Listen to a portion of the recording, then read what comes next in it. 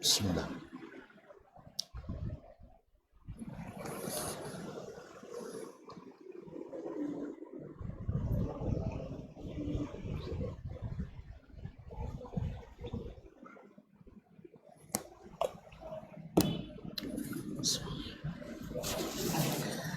Assalamualaikum warahmatullahi wabarakatuh. Alhamdulillahi rabbil alamin wal aqibatu lil muttaqin wala udwana illa 'alal zalimin. Asyhadu an la ilaha illallah wahdahu la syarika lah al malikul haqqul mubin wa asyhadu anna Muhammadan abduhu wa rasuluhu sadiqul amin sallallahu alaihi wa ala alihi tayyibin wa azwajihi tahirati ummahatil mu'minin wa ashabihi al-qadatil ghurril mayamin wattabi'ina lahum bi ihsanin ila yawmin yamtazu fihi ashabus shimali an ashabil yamin. Amma ba'du, fattaqullaha ayyuhal muslimun tafuzu 'inda rabbikum yawmaddin thumma tadkhulu jannata rabbikum ghanimina salimin. Kaum muslimin sedang jemaah yang dirahmati Allah Subhanahu wa taala. Rasa syukur yang sedalam-dalamnya mengharuskan kita memuji Allah dengan pujian yang setinggi-tingginya. Alhamdulillah, nikmat yang besar masih menyertai kita. Nikmat iman, nikmat Islam. Sehingga dengan bekal keduanya kita pun dibukakan berbagai pintu kebaikan. Dengan niat yang ikhlas insyaallah, kemudian badan yang sehat, kita melangkahkan kaki, mengayunkan tangan ke rumah Allah ini, di tempat yang menenteramkan hati, menyejukkan jiwa, memberikan rasa aman dan nyaman, meningkatkan ilmu dan iman, serta menuai berbagai pahala dan kebaikan, dan di penghujung mudah-mudahan diberikan mahkota dengan ampunan dari segala dosa. Oleh itu sekali lagi saya mengajak untuk sama-sama bersyukur atas nikmat ini. Mudah-mudahan semakin terasa nikmat lagi di hari-hari nanti. Bosan? Enggak, karena dia mengasihkan. Walaupun kadang-kadang terasa kok ngaji terus, tiap bulan ngaji. Awak nak istirahat tapi ngaji juga. Tetapi karena ini masuk bagian dari istirahat kita. Rahatul bali wa rahatul nafs, yaitu ketenteraman hati dan jiwa. Sebab semakin bertambah ilmu dan iman, semakin bertambah tenteram dan nyaman. Oleh itu semoga tidak ada kebosanan, bahkan kita semakin bersemangat insyaallah ke hari-hari ke depan. Selawat dan salam kepada baginda Nabi alaihi salatu wassalam yang senantiasa memberi kita semangat untuk tetap optimis, untuk tetap punya harapan, karena tak boleh putus harapan sampai benar-benar harapan itu sudah ada di hadapan. Ketika masuk ke surga Allah dan tercapai apa yang kita inginkan, faman kana yarju liqa'a rabbih falyamal amalan salihan wa la yusyrik bi ibadati rabbih ahada. Ma'asyiral kiram, kita melanjutkan mengaji dengan Imam Asy-Syafi'i rahimahullah melalui kitabnya Ar-Risalah, kitab yang Masya Allah, kalaulah belajar dengan beliau saja 500 kali sampai tamat, atau minimal 50 kali menurut satu riwayat. Tetapi tetap setiap kali membaca ada hikmah-hikmah, faedah-faedah baru. Apalagi kalau belajar macam kita, ya, yang kebanyakan faedah itu jauh dari kita dan sering terlupa, maka perlu diulang-ulang supaya senantiasa terkenang. Oleh itu saya tidak khawatir tuan-tuan akan bosan. Nah, katanya imamnya Syafi'i, kalau tidak ada masuk al-sunnah. Kaum muslimin dan muslimat dirahmati Allah. Masih dalam bab ikhtilafi al-hadis. Qala rahimahullahu ta'ala ikhtilafur riwayati ala wajhin ghairi alladhi qablah. Ikhtilaf riwayat tapi berbeda dengan ikhtilaf hadis sebelumnya. Kalau ikhtilaf sebelumnya ikhtilafu at-tanawwu', ikhtilafu at-tanawwu', ikhtilaf yang sifatnya variatif, yaitu doa. Misal beliau mencontohkan berbedanya doa tasyahud antara riwayat Aisyah, riwayat Abdullah bin Mas'ud, riwayat Abdullah bin Umar, dan riwayat Umar bin Khattab, riwayat Ibn Abbas. Masih lupa kan? Nah, berbeda riwayat mereka dari sisi lafaz. Nah, apakah masing-masing atau semua riwayat itu dijalankan atau diambil salah satu daripadanya, yang lain ditinggalkan? Maka kata Imam Asy-Syafi'i rahimahullah, enggak, ini ikhtilaf bukan bertentangan, tetapi ikhtilaf yang sifatnya bermacam-macam. Jadi ada kalanya boleh dibaca yang ini, ada kala pula dibaca yang itu. Jelas? Sehingga tidak ada pertentangan, walaupun zahirnya ini riwayatnya ini yang dibaca ini. Sebab lalu beliau mencontohkannya dengan qiraat Al-Quran, Al-Qiraat As-Sab'ah fil Quranil Karim. Sebagian qiraat berbeda dengan qiraat yang lain, tapi masih ingat ya, kata passwordnya, kata kuncinya adalah harus sahih dari Nabi sallallahu alaihi wasallam, bukan doa atau tasyahud yang dikarang oleh selain Nabi alaihi salatu wasallam. Selama sahih daripadanya, maka semuanya boleh diamalkan. Nah, sekarang pembahasan kita berbeza, kata Imam Syafi'i. Ikhtilafnya sekarang ikhtilaf bertentangan langsung, bertembung langsung. Bagaimana cara menghadapi hal tersebut? Qala rahimahullah, akhbarana Malik, telah menceritakan kepada kami Malik. Beliau selalu memulai dengan riwayat karena dia bicara tentang hadis. Nah, hadis ini karena syarat baru dikatakan hadis itu kontradiktif bila keduanya sahih. Sebab kalau keduanya salah satunya tidak sahih, tidak dianggap ikhtilaf lagi, dah selesai perkara. Bahwa hadis-hadis tentang misalnya perintah itu sahih, hadis tentang larangan itu dhaif dah.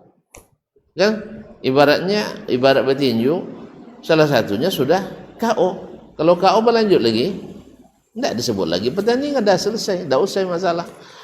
Jadi antara hadis sahih dengan hadis dhaif tidak boleh dipertentangkan. Jadi kalau ada yang bilang, oh ada dalilnya, bawa sini, kita tengok dalilnya. Oh ternyata dalilnya hadis dhaif. Apalagi kalau hadis palsu. Yang namanya barang palsu tak mungkin dihargai seperti barang asli, ya kan? Sama harganya. Emas halis, emas murni dengan emas imitasi. Walaupun imitasi lebih mengkilat, ya tak? Lebih menarik bentuknya. Cuman sehari dah hitam. Bukan dia aja, tangan pun ikut hitam dibuatnya. Anak Allah musta'an. Tapi emas asli tidak. Walaupun bentuknya tidak secantik emas imitasi, tetapi dia bertahan lama dan tentu harganya tidak sama. Tidak mungkin dipertentangkan itu. Jadi antara hadis mesti sahih. Yang kedua tidak bisa tidak bisa dikompromi. Kalau bisa dikompromikan maka selesai juga ikhtilaf. Baik, akhbarana Malik, maka dia riwayatkan dengan jalan yang sahih. Akhbarana Malik, telah menceritakan kepada kami Malik ibn Anas ibn Abi Amir Al-Himyari Al-Madani Abu Abdullah Imam Darul Hijrah. An-Nafi' dari Nafi' Maula Ibni Umar, salah satu dari 7 fuqaha Madinah di masa tabi'in.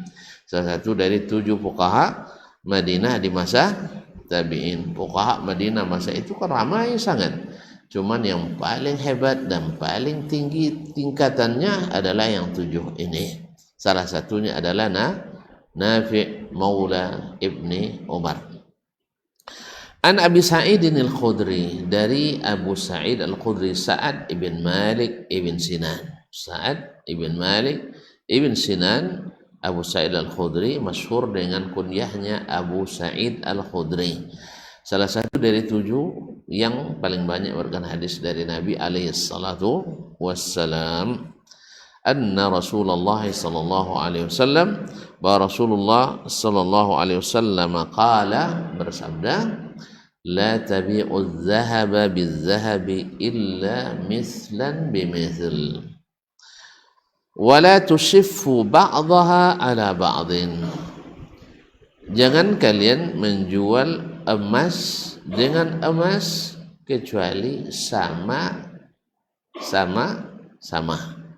Apa yang sama? Sama volumenya, sama harganya.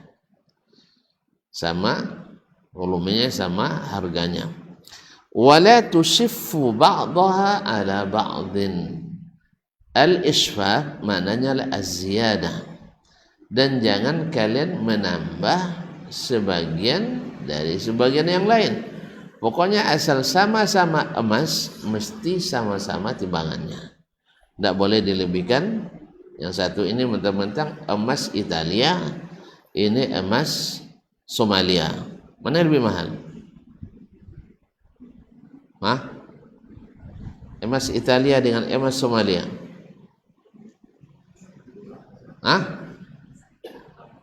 Emas Singapura dengan emas Sungai Pua.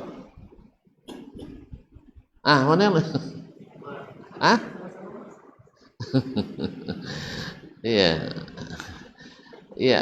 Dalam emas Italia lebih mahal daripada emas Somalia, atau emas Singapura lebih mahal daripada emas Sungai Pua.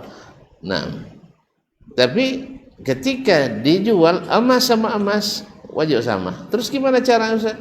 Antum jual emas Italia antum, atau antum jual emas Singapuranya, lalu dibelikan dengan uang emas yang lain. Nah, tidak boleh ditambah emas di atas emas. Wala tabi'ul wariq bil wariq illa mithlan bimithl. Jangan pula kalian menjual perak dengan perak kecuali sama. Wala tushiffu ba'daha ala ba'd. Dan jangan ditambah sebagian di atas sebagian yang lain. Wala tabi'u syai'an minha ghaiban binajiz. Dan jangan menjual salah satu dari keduanya ghaiban binajis, yaitu satunya ghaib tidak ada dan satunya ada di tempat. Artinya tidak boleh dijual yang satu ada, yang satu tidak hadir.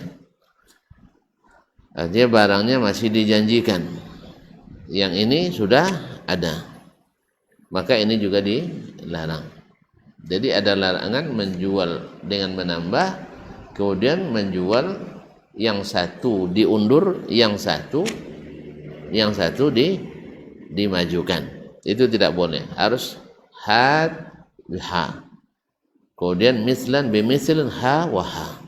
Mesti ini barang, ini barang. Tidak boleh ini barang, yang satu mana? Besok. Tidak boleh. Nah, ini larangan dari Nabi alaihi salatu wassalam. Nah, dan hadis ini sahih di atas puncak kesahihan, yaitu riwayat Imam Al-Bukhari dan Muslim dan selain keduanya seperti Imam Ahmad, At-Tirmizi dan An-Nasai. Dari segi kesihatannya tidak diragukan, karena riwayat Imam Asy-Syafi'i saja dari Malik, dari Nafi', dari Abu Sa'id sudah merupakan rantaian di antara rantaian emas sanad. Nah, apalagi dia menurut Sahih Bukhari dan Muslim. Qala, kemudian beliau berkata, akhbarana Malik an Musa ibn Abi Tamim, telah menceritakan kepada kami Malik dari Musa bin Abi Tamim Al-Madani, an Sa'id ibn Yasar, dari Sa'id ibn Yasar, an Abi Hurairah, dari Abu Hurairah radhiyallahu ta'ala anhu, dan Ibn Sakhar Ad-Dawsi, anna Rasulullah sallallahu alaihi wasallam, bahwa Rasulullah sallallahu alaihi wasallam qaal, bersabda, ad-dinaru bid-dinar wad-dirhamu bid-dirhami la fadla bainahuma.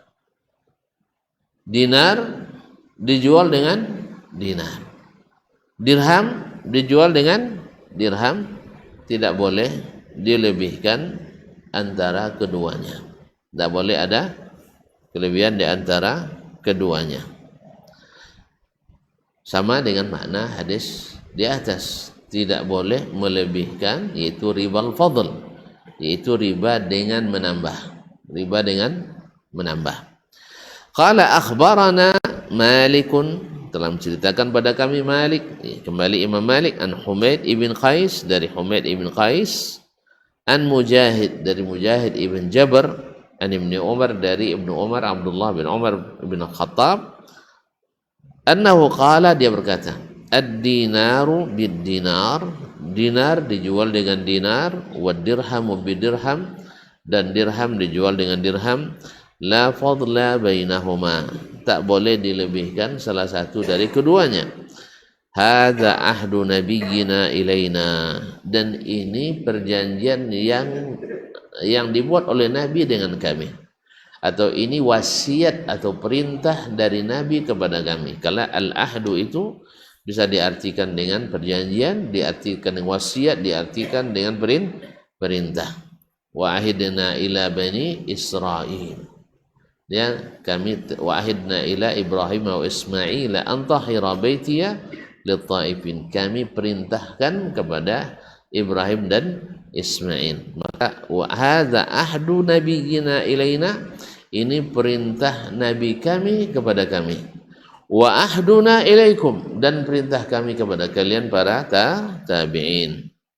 Qala Asy-Syafi'i, berkata Imam Syafi'i, hadis-hadis tadi sudah menunjukkan bahwa dilarang melakukan riba al-fadl, yaitu riba dengan menambah selisih harga, menambah selisih harga dari barang-barang ribawiyan. Qala Asy-Syafi'i, berkata Imam Asy-Syafi'i, wa rawa Utsman bin Affan, Imam Utsman bin Affan, wa Ubadatu ibn Samit, dan Ubadah ibn Samit radhiyallahu taala anhuma, an Rasulullah sallallahu alaihi wasallam, dari Rasulullah sallallahu alaihi wasallam, an-nahya 'aniz ziyadati bil-zahabi yadan biyad.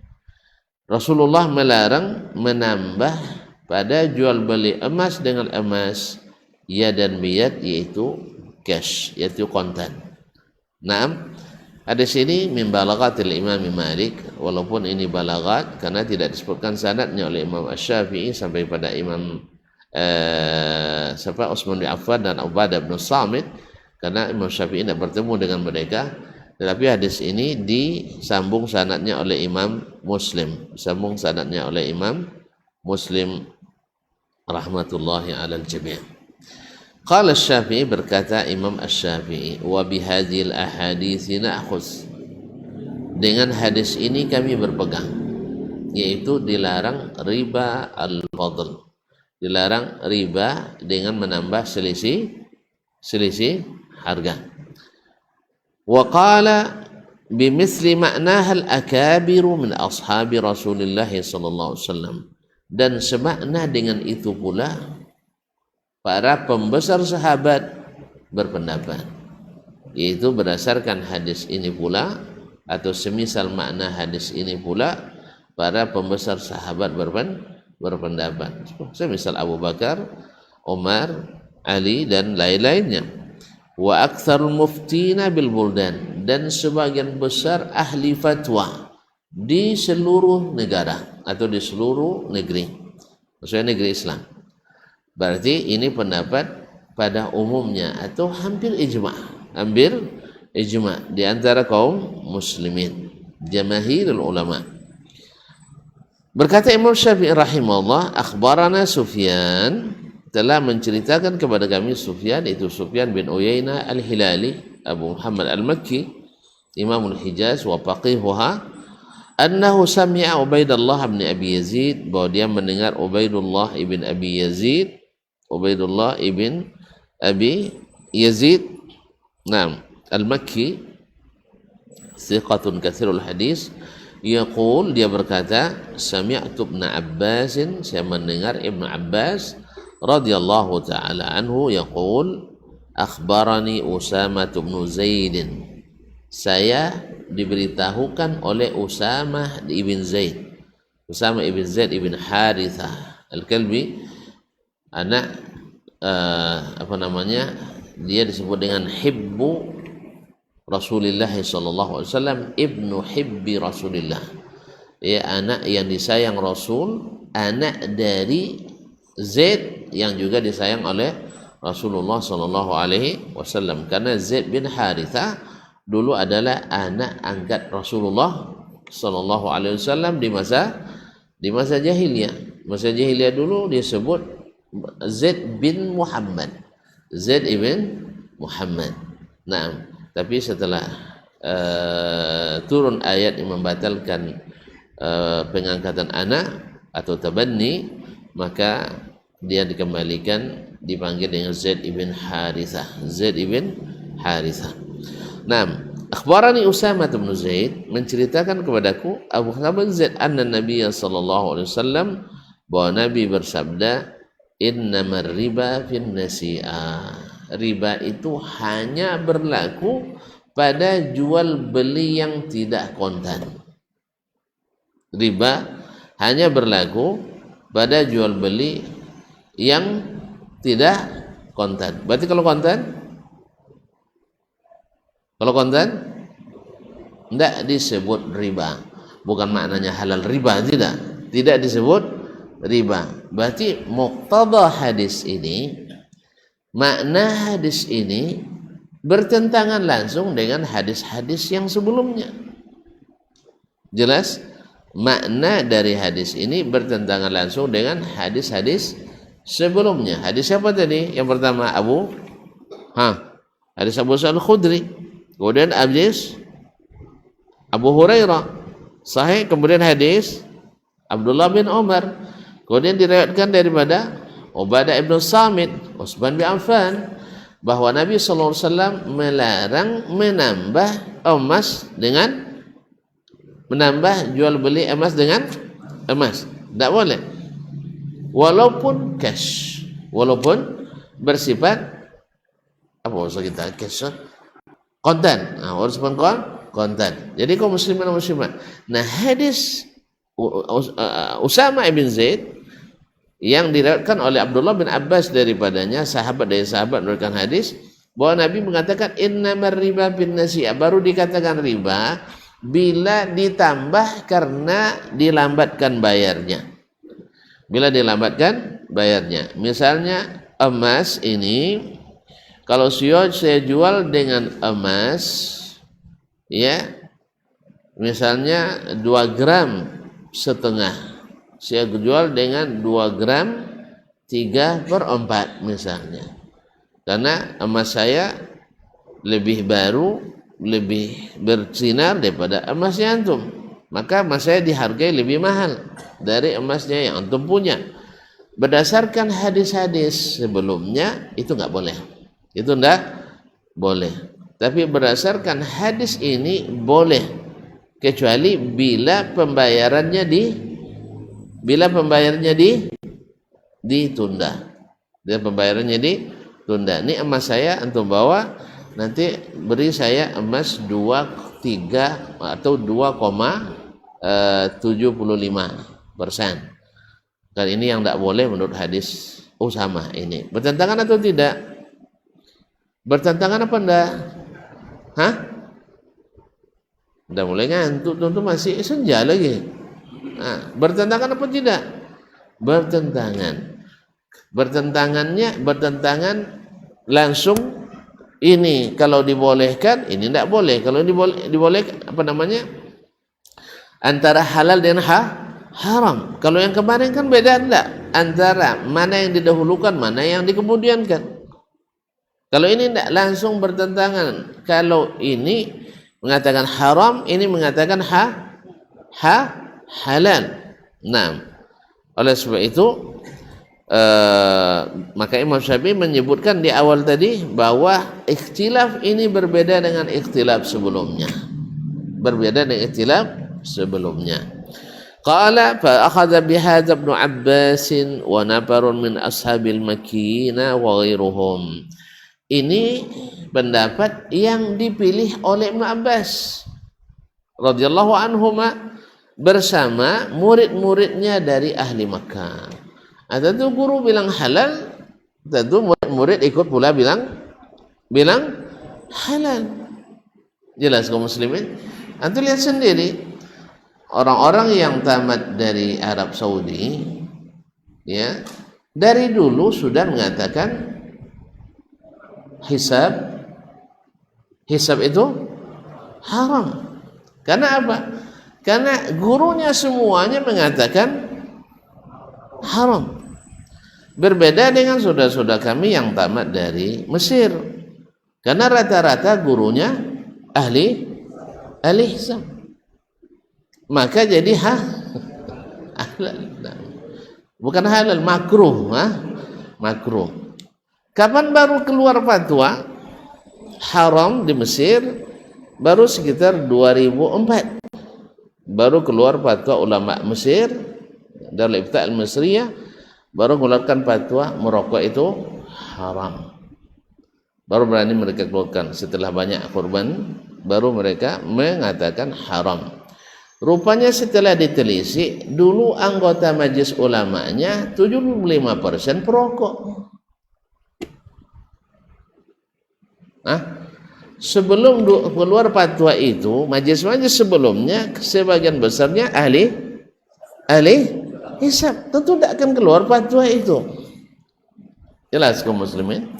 Jadi bagaimanapun guru akan punya pengaruh pada murid. Nah, kenapa Abdullah bin Abbas mengatakan itu haram, halal? Berdasarkan hadis yang sampai kepadanya. Berdasarkan hadis yang sampai kepadanya. Innama ar-riba fin nasi'ah. Riba itu hanya berlaku bila jual belinya tidak kontan. Jelas? Artinya tambahan itu disebabkan karena pembayaran ditunda. Tapi kalau pembayarannya kontan, nak tambah, tidak riba. Menurut Imam Ibnu Abbas radhiyallahu taala anhuma. Terus gimana? Awak bingung kita jadinya Ustaz. Sah? Bingung katanya jadinya. Kalau gitu gimana? Kalau itu enggak usah aja antum beli emas. Kan selesai. Enggak punya jual beli emas juga enggak bingung. Pindah jadi jual beli matoa. Ya enggak laku tinggal makan. Iya dah. Ya itu jual beli beras. Sah? Enggak laku biasa makan keluarga, sah? Atau enggak habis juga undang orang makan. Dan seterusnya. Kaum muslimin dan muslimat dirahmati Allah. Akhirnya terpaksa kita mempelajari kronologis dari khilaf antara keduanya ini. Apakah kita saya kan Ibnu Abbas itu kan anak paman Nabi, maka saya ikut anak paman Nabi sajalah. Kan itu kan? Kan lebih hebat dari Ahlul Bait. Perkara tidak seperti itu. Itu nanti timbul nanti rasis nanti. Timbul rasis. Masalah agama itu dengan dalil. Dua-dua punya dalil, Ustaz. Ayo kita dengarkan bagaimana imam menerapi atau menyelesaikan perkara ini. Ya, bagaimana beliau menangani masalah ini. Qala liqailun. Ada yang bertanya kepadaku atau menyatakan kepadaku, hadzal hadis mukhalifun lil ahadits qabla. Ya Syekh, ini hadis ini langsung bertentangan dengan hadis-hadis sebelumnya. Hadis sebelumnya haramkan, hadis ini menghalalkan. Naam. Qultu, saya jawab, qad yahtamilu khilafaha wa muwafaqataha. Ini tidak bisa dikatakan langsung bertentangan, karena bisa saja dua-duanya sepakat. Loh. Nah, begitulah pandangan orang alim dengan yang bukan alim. Kalau kita bilang langsung bertentangan karena maknanya zahirnya begitu.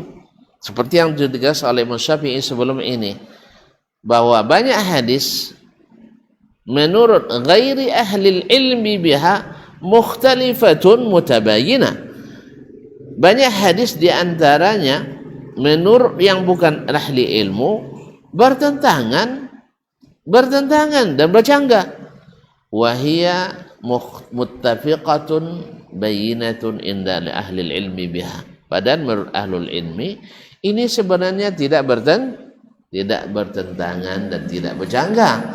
Itulah sebabnya Imamul A'immah Muhammad ibn Ishaq ibn Khuzaimah rahimahullah ta'ala mengatakan, hatu ahaditha mukhtalifa ajma' bainaha. Bawa sini semua hadis yang kalian kira kontradiktif itu, saya bisa mengkompromikan semuanya. Masya Allah, ini perlu kecerdasan dan perlu ketajaman analisa, tidak sembarang orang. Lalu kata Imam Syafi'i, ini hadis, antara hadis pertama dengan hadis yang kedua ini bisa bertentangan, bisa bersepakat. Dari mana? Qala wa ayyu syai'in yahtamilu muwafaqataha. Dari sisi mana pula dia bisa bersepakat? Kalau bertentangan tidak paham kita, tapi bersepakat di sisi apa? Qultu, lalu saya jawab, kata Imam Syafi'i rahimahullah, qad yakunu Usamatu, barangkali Usama sami'a Rasulullah sallallahu alaihi wasallam, mendengar Rasulullah sallallahu alaihi wasallam yus'alu 'anis sinfainil mukhtalifaini. Ditanya, Usama mendengar Nabi ditanya tentang dua jenis yang berbeda. Tentang dua jenis yang berbeda. Misal az-zahabi bil wariq. Misal jual beli emas dengan perak. Wat tamri bil hintah, atau jual korma dengan tepung gandum. Au makhtalafa jinsuhu mutafadilan yadan biyad, atau apa yang berbeda jenisnya dan tidak sama takarannya atau timbangannya yadan biyad, dalam kondisi dibayar kontan.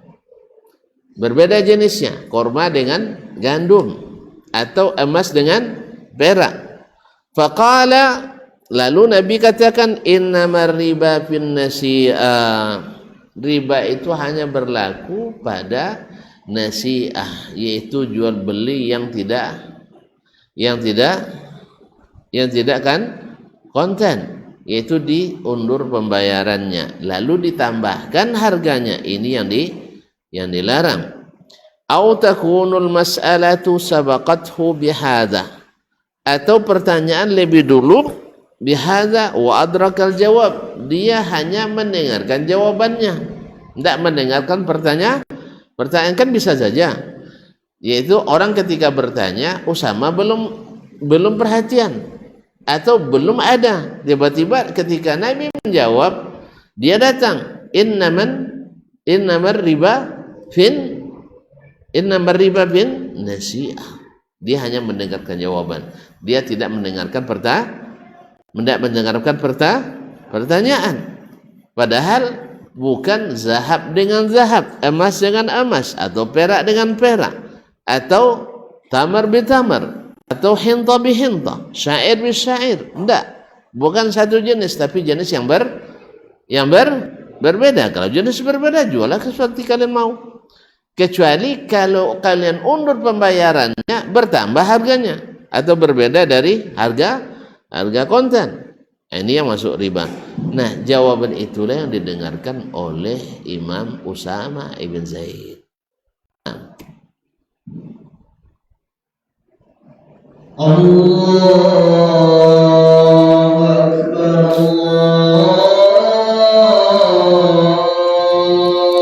Akbar, Allahu Akbar, Allahu Akbar. Asyhadu an la ilaha illallah.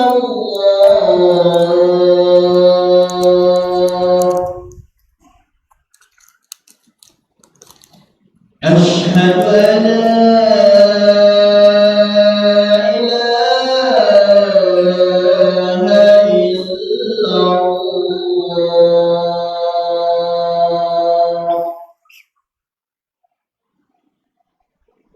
Asyhadu anna Muhammadan Rasulullah.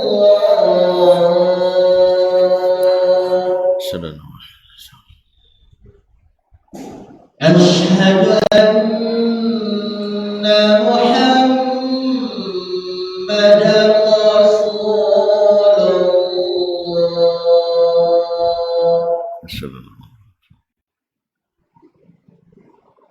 Hayya 'alas shalah.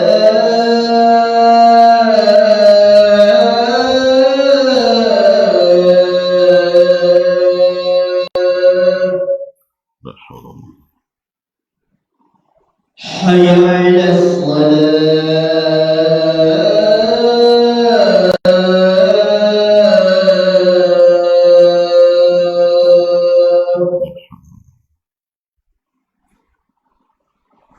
hayya 'alal falah.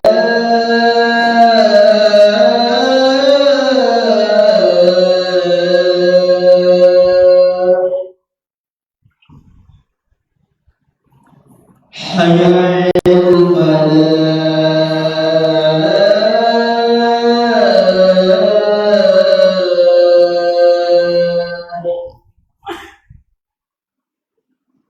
Allahu Akbar, Allahu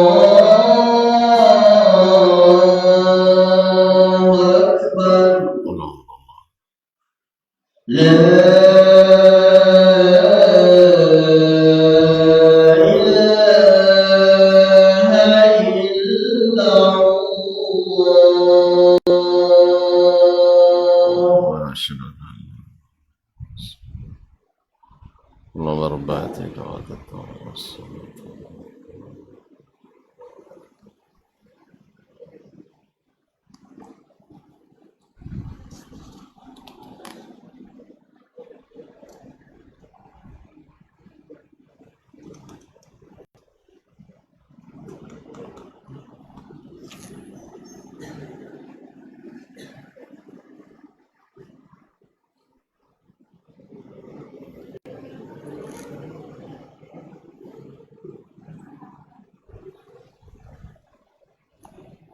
Ma'asyiral kiram yang dirahmati Allah SWT.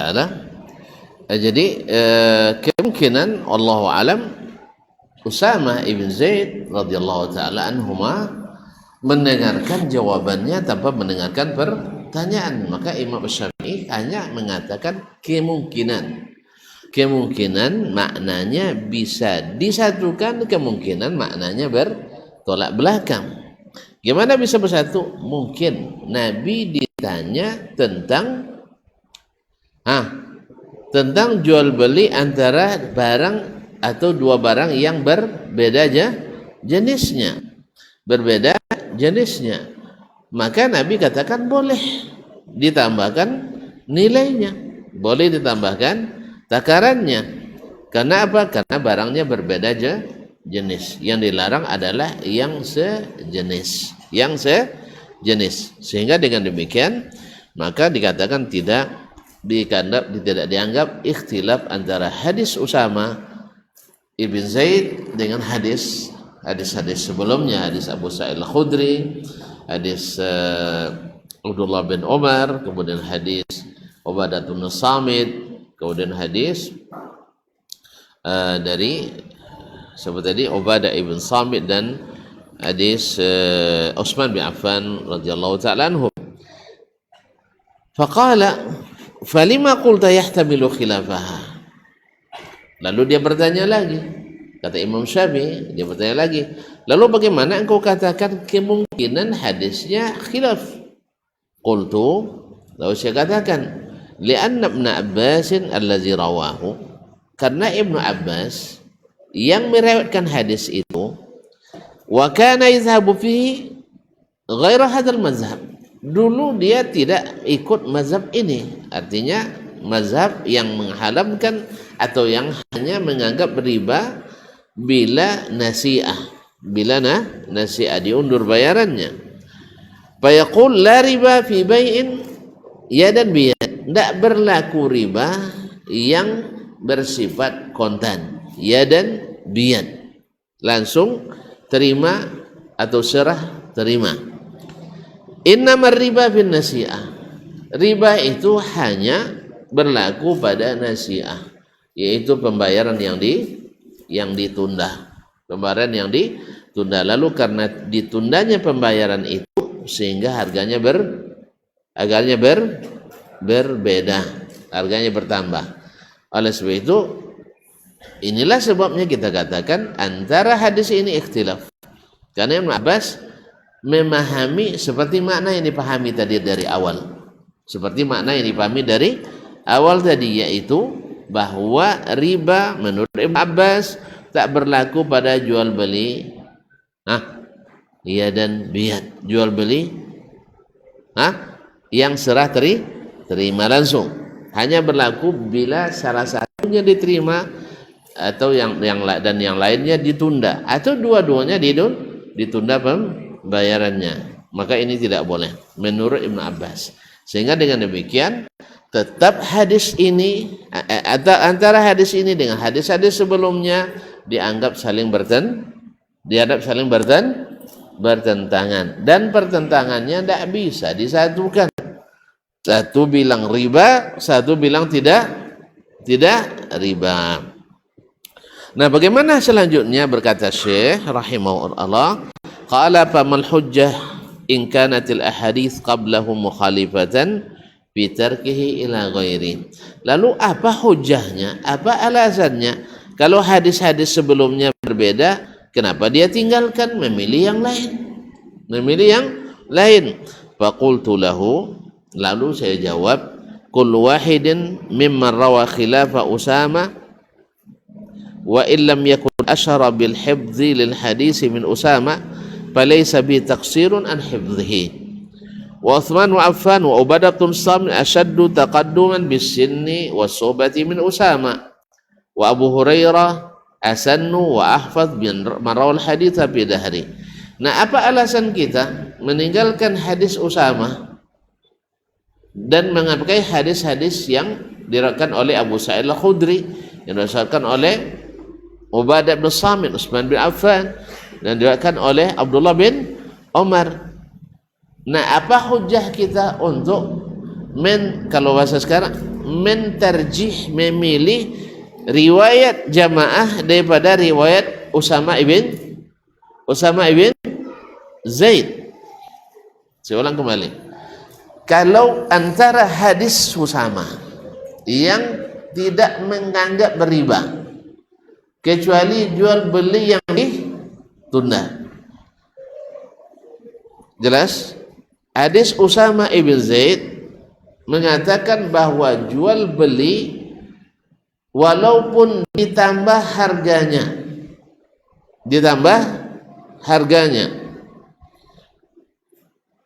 tidak dianggap riba kecuali kalau ditunda pembayarannya. Tapi kalau dibayar di tempat boleh dilebihkan. Kan contohnya tadi emas dengan emas, lalu 1 gram dibayar dengan 1,001 gram, boleh apa tidak? Menurut hadis Usama boleh apa tidak? Boleh, dengan syarat tidak ditunda pembayarannya, harus sekarang. Antum kasih 1 gram, saya kasih 1,001 gram.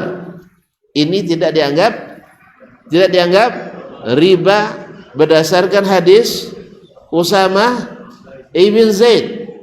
Dan ini mazhab Ibnu Abbas yang diikuti oleh murid-muridnya dari kalangan Al-Makkiyin. Tapi kalau berdasarkan hadis Abu Sa'id Al-Khudri, siapa lagi? Hadis Abdullah bin Umar, udah ada hadis Ubadah bin Samit, hadis Utsman bin Affan, bahwa yang seperti ini disebut riba walaupun dibayar kontan, apalagi dibayar tunda. Kalau dibayar tunda keduanya sepakat, tapi dibayar kontan terjadi khilaf.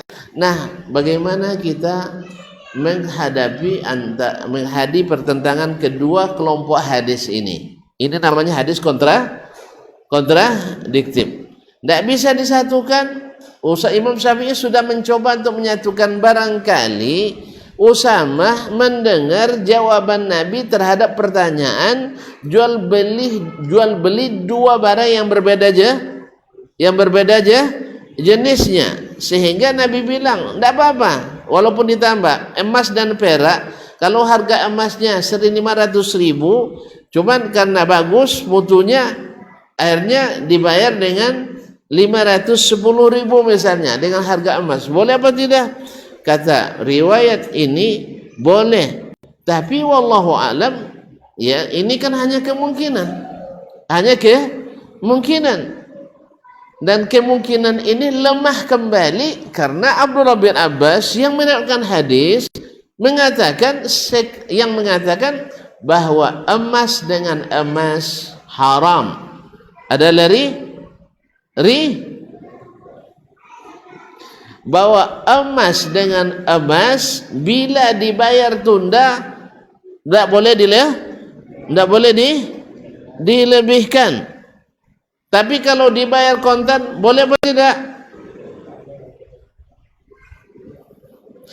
Tidak baca jadi fuqaha nampak. Saya ulang kembali. Kan Imam Syafi'i tadi mencoba untuk memadukan antara dua riwayat ini. Barangkali Usama mendengar jawaban Nabi terhadap pertanyaan tentang jual beli yang berbeda jenis, semisal emas dengan perak. Ketika pertanyaan diajukan, Usama tidak ada atau tidak perhatian. Semacam kita juga waktu pertanyaan diajukan kepada perhatikan, tapi pas menjawab baru kita perhatikan. Akhirnya dipahami oleh yang mendengar, yaitu yang meriwayatkan dari Usama, yaitu Abdullah bin Abbas, bahwasanya ini berlaku pada jual beli barang yang sejenis. Jelas? Kalau benarlah kemungkinan pertama, maka hadis tak bertentangan. Sebab apa? Karena jual beli barang yang tidak sejenis boleh dilebihkan, kecuali ditunda apa? Ditunda apa? Bayarnya, ditunda bayarnya. Gara-gara ditunda ditambah itu tidak boleh. Tetapi yang masalahnya kemungkinan ini, penafsiran ini lemah kembali. Sebab Abdullah bin Abbas yang meriwayatkan hadis memahaminya seperti pemahaman pertama yang bertentangan dengan kelompok hadis yang pertama, yaitu tidak berlaku riba. Nah, gitu. Tidak berlaku riba ketika jual beli iya dan biyad. Ketika jual beli kontan. Dia tidak menyebutkan apa emas atau dengan perak, yang penting tidak berlaku riba. Tentu dia berbicara tentang masalah barang-barang ribawi, bukan masalah jual mutan dengan mutan. Mutan tahu? Mutan tak tahu? Rambutan. Ya Allah, nak pun juga apa lo tu. Rambutan dengan rambutan berlaku riba? Hah? Mutan lulu dengan mutan lokang. Nak jual mutan lulu 2 ember, mutan lokang seember, tak ada masalah, tak masuk barang riba, tak masuk jenis riba. Ma'asyiral kiram yang dirahmati Allah Subhanahu wa taala. Jadi selama jual beli barang riba tapi tidak diundur bayarnya, ya dan biyad, langsung kontan cash, maka tak berlaku riba kata Ibnu Abbas. Berarti dia memahami zahir hadis tadi. Maka kemungkinan itu kata Imam Syafi'i buyar kembali. Naam, innamar riba fin nasi'ah. Beliau mengatakan riba itu hanya berlaku pada jual beli yang ditunda bayar. Oleh sebab itu kembali ke pokok permasalahan bahwa antara hadis-hadis pertama dengan hadis Usama bertentangan. Nah, kalau bertentangan terpaksa kita milih, kan ya? Ibaratnya sekarang kalau calon presiden semuanya bersatu semua, kan tidak perlu lagi kita milih kan? Jadi presiden aja semuanya. Sah? Tapi karena bertentangan, makanya harus memilih. Siapa dipilih? Jangan di sini, ini masalah, tidak boleh kampanye kita. Jadi kaum muslimin dan muslimat dirahmati Allah SWT harus memilih, atau lebih tepatnya hak memilih, bukan kewajiban memilih. Tapi kadang-kadang hak pilih itu harus diambil, karena kalau tidak diambil bisa bermudarat. Oleh sebab itu mesti dipilih. Siapa dipilih? Pilihlah yang terpilih. Pilihlah yang terpilih. Kembali ke sini. Bagaimana kita memilih antara dua riwayat ini? Nah, saya nak dengar dari tuan-tuan dan puan, mana yang dipilih? Kalau kita pasti manuikan sonang aja loh, Ustaz ya, manuikan sonang sajalah. Daripada berdosa lebih baik tak berdosa kan ya? Nah, jadi berkata Imam Syafi'i rahimahullah, faqultu lahu, lalu saya jawab, karena dia mengatakan, apa hujah kita kalau hadis ini bertentangan, kenapa kita tinggalkan hadis ini? Dan hadis semuanya sahih. Jelas? Faqultu lahu, saya jawab, kullu wahidin mimman rawa khilafa Usama, setiap perawi yang meriwayatkan berbeda dengan riwayat Usama, semua perawi yang berbeda dengan berbeda Usama. Siapa tadi? Lalu pula lagi Abu Sa'id Al-Khudri. Siapa lagi? Abdullah bin Umar. Siapa lagi? Utsman bin Affan. Siapa lagi? Ubadah ibnu Samit. Mereka ini kata beliau, wa illam yakun ashhara bil hifzi lil hadithi min Usama, walaupun tidak dikenal lebih masyhur hafalannya dari Usama, falaysa bi takhsirun an hifzi, andainya tidak lebih masyhur dari Usama, tidak kurang dari Usama. walaupun tidak kita katakan lebih, misalnya walaupun sebenarnya lebih, karena terbukti bahwa Abdullah bin Umar adalah tercatat salah satu dari 7 perawi paling banyak, sah. Abu Sa'id Al-Khudri ternyata tercatat salah satu dari 7 sahabat yang paling banyak riwayat, sedang Usama sedikit riwayatnya. Terus, tapi Imam Syafi'i ingin mengatakan andainya mereka tidak semasyhur hafalan Usama, tetapi tidak kurang dari hafalan Usama.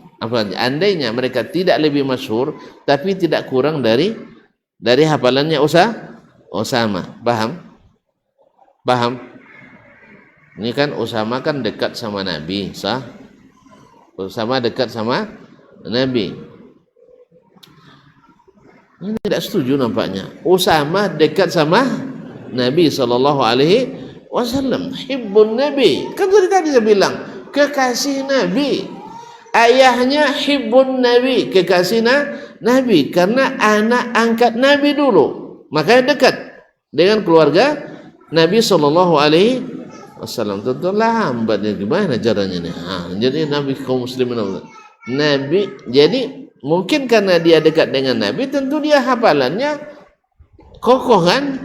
Karena dia langsung dekat dengan Nabi SAW.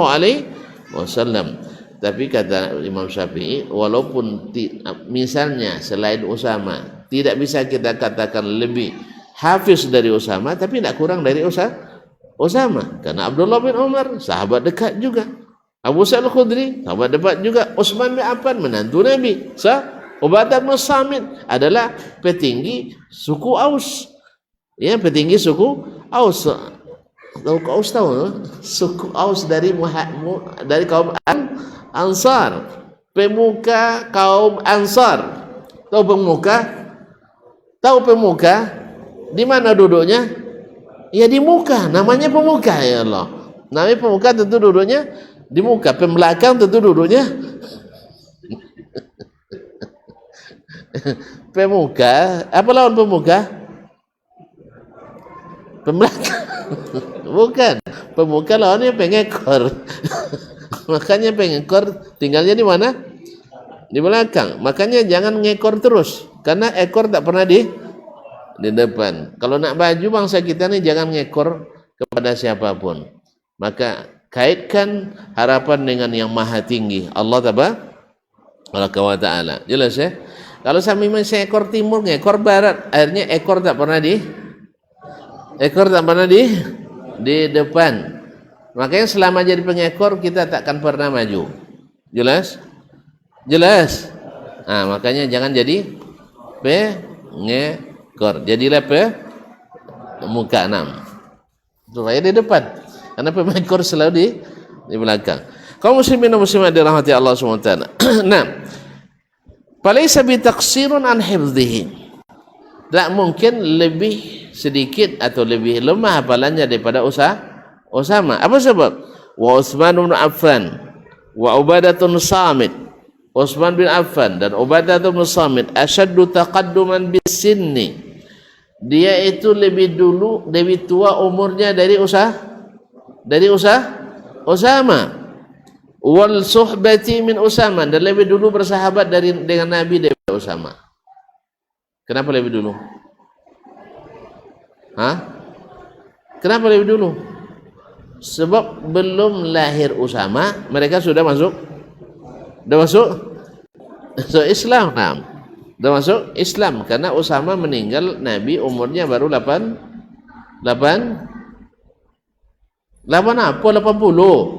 Kalau 80 lebih tua dari Nabi itu. Meninggal dia dengan Nabi umurnya baru 18. Tuh ya, enggak mungkin pula 8 bulan. 18 tahun. Bukan 18 bulan. Enggak mungkin pula 80 tahun. Jadi 18. Milih 800 juga enggak mungkin, 8.000 apalagi. 8 juga tidak mungkin. Maka tinggal bilang 18 saja. Ya Allah. Jadi kaum muslimin dan muslimat dirahmati Allah. Sedangkan Utsman bin Affan radhiyallahu taala anhu ketika Nabi meninggal umurnya sudah di atas 15. Di atas 50. Ya tuan-tuan, ini terpaksa peringatan Maulid sering-sering di sini nih nampak. Sering, bukan sekali. Ya kalau sekali setahun tidak ada orang. Sering, maksudnya harus ada pelajaran sirah Nabi. Ya dibuat itu. Ada pelajaran sirah? Ada. Kok pada lupa semua? Hah? Kok pada lupa? Berapa kali? Sekali sebulan pula? Sekali sebulan? Atau sekali setahun? Kaum muslimin dan muslimat dirahmati Allah. Jadi Utsman dan Ubadah bin Samit lebih tua dari Usama. Tentu lebih lama bersahabat dengan Nabi sallallahu alaihi wasallam. Ini menguatkan lagi. Wa Abu Hurairah dan Abu Hurairah juga perawi hadis yang pertama asannu, lebih tua juga. Wa ahfaz, dan ahfaz man rawal haditha bidahri, orang yang paling hafiz merekam hadis di masanya. Sekarang terpaksa Imam Syafi'i mengeluarkan jurus tarjih. Tidak mungkin disatukan, maka mesti ditarjih mana riwayat Usama lebih kuat atau riwayat Abu Hurairah, riwayat Abu Sa'id Al-Khudri, riwayat Ubadah bin Samit, riwayat Abdullah bin Umar, riwayat Utsman bin Affan. Tentu dari sisi jumlah Usama kalah, dari sisi senioritas Usama kalah, dari sisi hifz mereka lebih hafiz. Kalau gitu kita pilih riwayat yang mana? Tidak kasihan oleh Usama. Tidak kasihan. Masalahnya bukan. Nah, jadi kaum muslimin dan muslimat, walamma kana haditsu tsnaini aula fi adh-dhahiri bil hifdzi. Tatkala hadis yang diriwayatkan oleh dua orang, ya, riwayat dua orang, lebih, ya, secara zahir lebih hafiz daripada satu orang. Dua saja lebih hafiz dari satu orang. Wa bi an yunfa anhu al-ghalat min haditsi wahid, bahwa hadis yang diriwayatkan dua orang lebih jauh daripada kesalahan daripada hadis riwayat satu orang. Kana hadithul akthar alladhi yushbahu an yakuna aula bil hifdzi min haditsi man huwa ahdatsu minhu, maka hadis orang yang lebih banyak dan satu naskah hadis yang lebih besar, lebih senior, alladhi huwa asbah, di mana lebih mirip, ayakuna aula bil hifdzi, lebih utama hafalannya, min haditsi man huwa ahdatsu minhu, daripada hadis orang yang lebih junior daripadanya. Wa kana haditsu khamsatin, dan hadis yang diriwayatkan oleh 5 orang. Siapa tadi?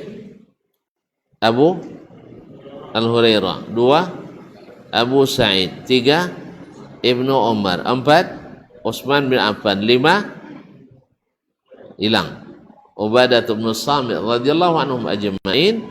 Maka riwayat 5 orang aula ayyusara ilaihi, lebih patut untuk diikuti, min hadits wahidin, dari hadis satu orang, yaitu hadis Usama ibn Zaid radhiyallahu taala anhu. Dengan demikian kita paham bahwa yang ditarjih oleh Imam Asy-Syafi'i rahimahullah, setelah beliau mencoba untuk mengkompromikan, tapi kalau tidak bisa dengan cara itu, maka terpaksa kita kuatkan hadis yang 5 dibanding hadis satu orang.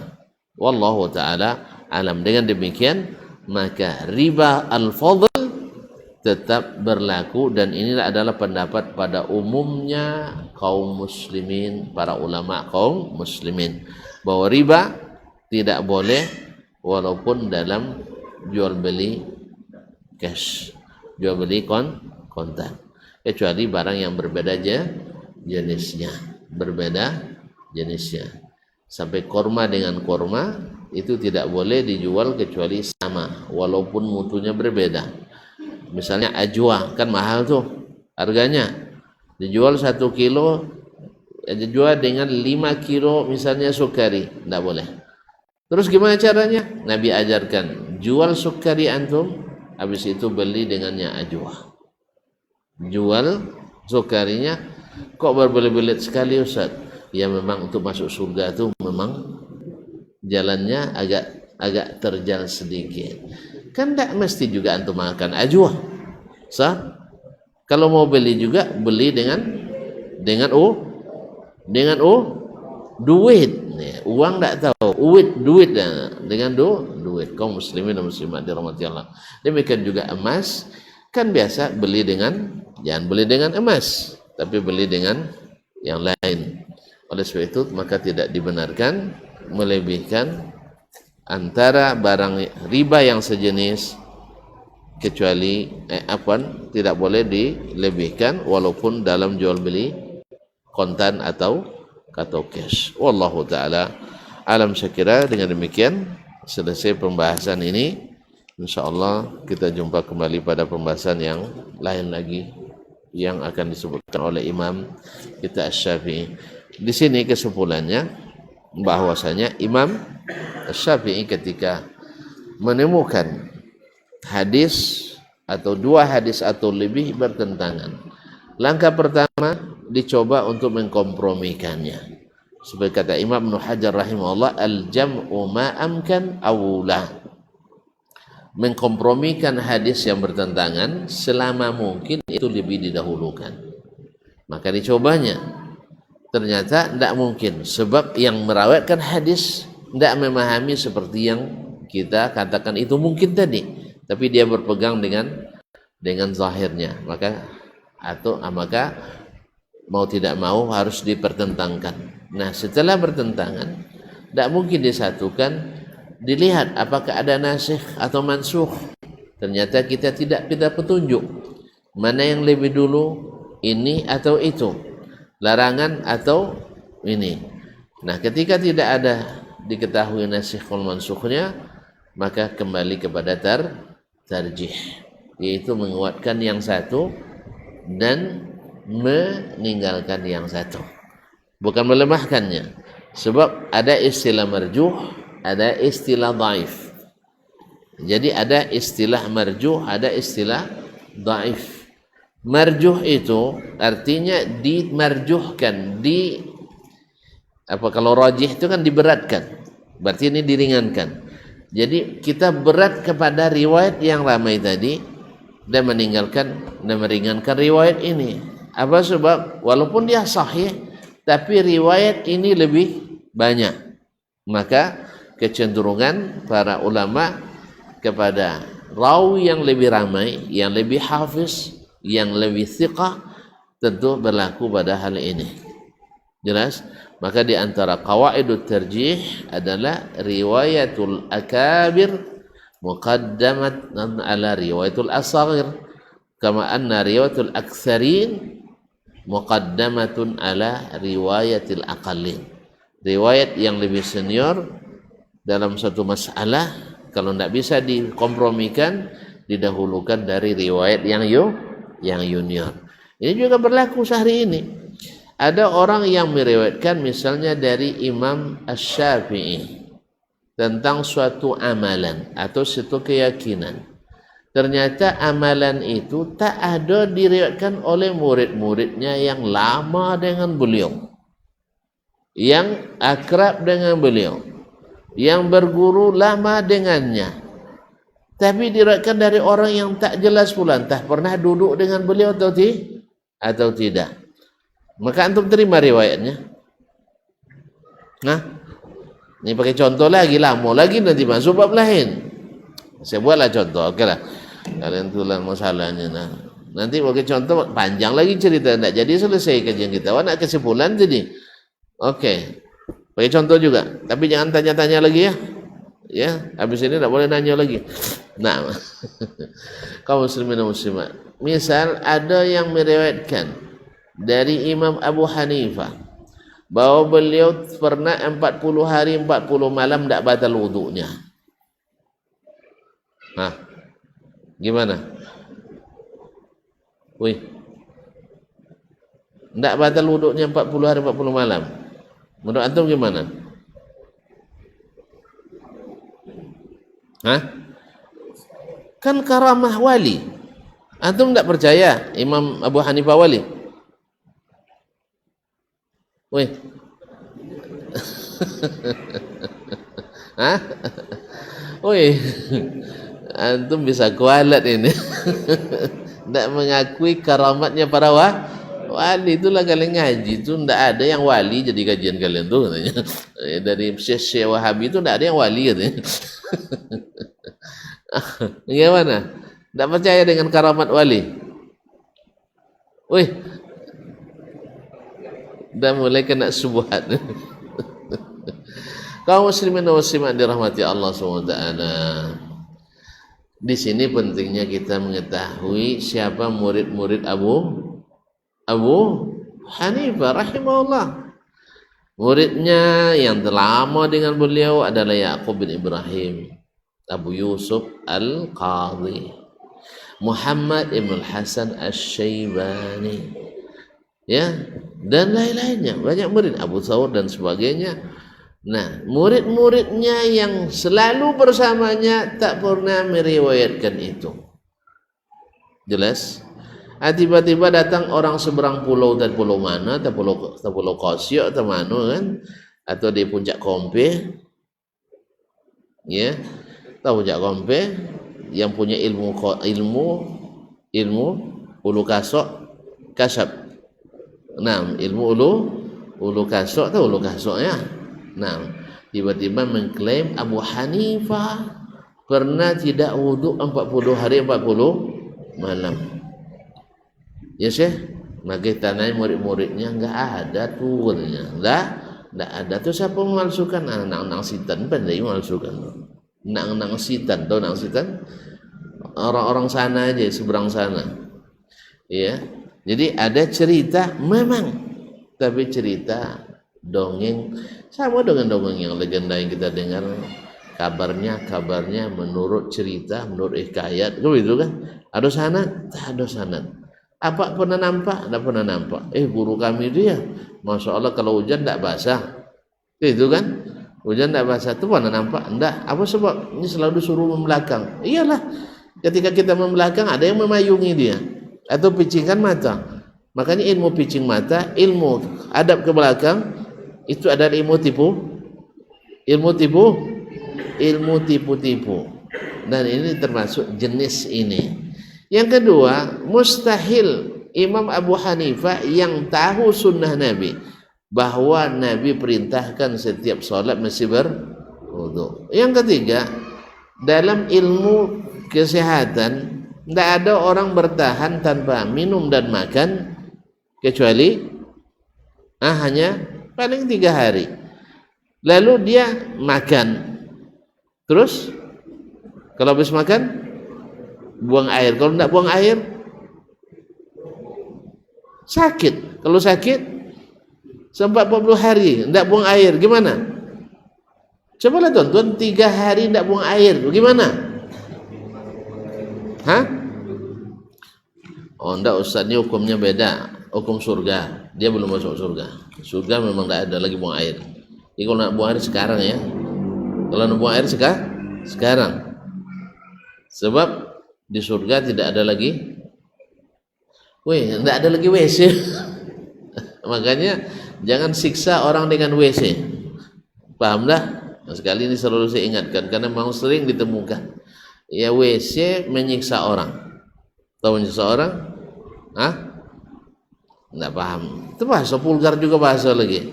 Jangan lupa menyiram dengan air yang cukup sekali. Jangan hanya sekedarnya. Sekedar itu sekedar meninggalkan bau, itu bahaya. Nah, sebab kalau sudah berakumulasi dan sudah lekat, payah untuk bersih. Oleh sebab itu khususnya kita mengaji, karena kemarin saya dengar dari seorang PJ Bupati bahwa masjid-masjid yang kawan-kawan mengaji ini bersih-bersih WC-nya. Nah, jangan sampai hilang dia image ini. Makanya habis buang hajat, ini kayak ngajar anak SD pula. Tapi bukan anak SD, banyak orang tua yang lupa. Itu maksudnya. Makanya saya ingatkan. Dia kaum muslimin dan muslimat dirahmati Allah SWT. Dah paham tadi? Dongeng tadi? Ya Allah ya Rabbi. Belum juga, tambah contoh lain lagi. Murid-muridnya tak ada riwayatkan.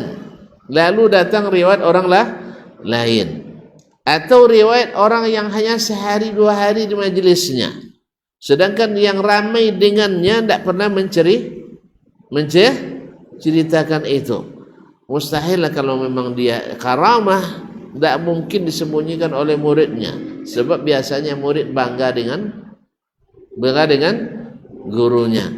Berarti kalau mereka tak ceritakan, padahal mereka harus lebih bangga dengan gurunya, berarti memang barangnya tidak ada.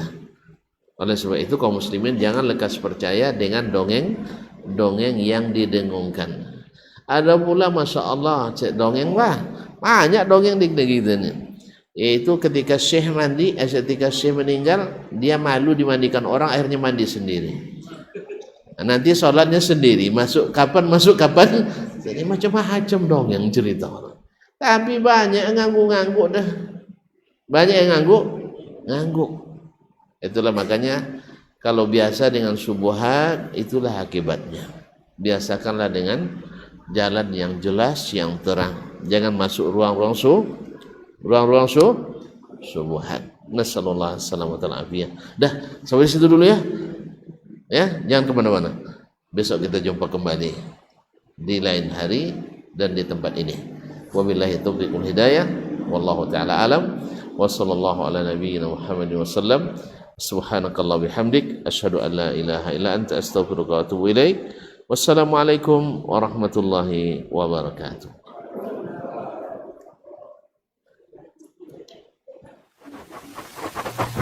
Barometer amal kita saleh tak salehnya di salat kita. Bila salat kita ikhlas dan sesuai dengan sunnah Nabi SAW, maka insya Allah amalan yang lain. Ini aktivitas ini membantu saya di akhirat atau akan menyulitkan saya di akhirat. Kalau seandainya perbuatan itu ternyata akan menyulitkan kita di akhirat kelak, tinggalkan perbuatan itu. Anta ni'mal jund. Kamu adalah sebaik-baik prajurit. Coba lihat. Kamu adalah sebaik-baik prajurit. Maka tujuannya adalah menghancurkan kehidupan rumah tangga.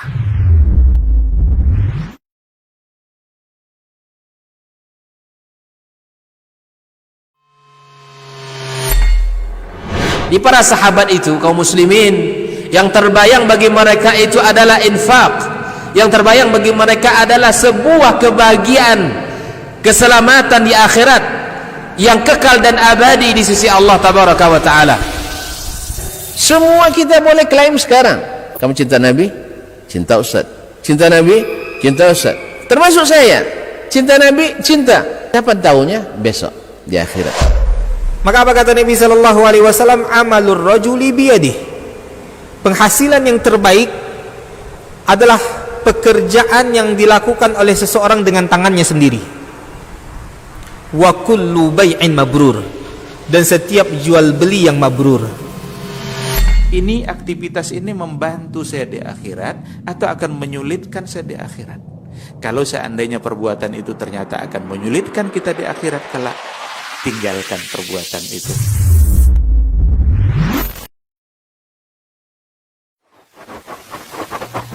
Barometer amal kita saleh tak salehnya di salat kita. Bila salat kita ikhlas dan sesuai dengan sunnah Nabi SAW, maka insya Allah amalan yang lain. Ini aktivitas ini membantu saya di akhirat atau akan menyulitkan saya di akhirat.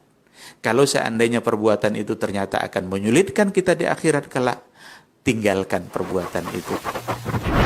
Anta ni'mal jund. Kamu adalah sebaik-baik prajurit. Coba lihat. Kamu adalah sebaik-baik prajurit. Maka tujuannya adalah menghancurkan kehidupan rumah tangga.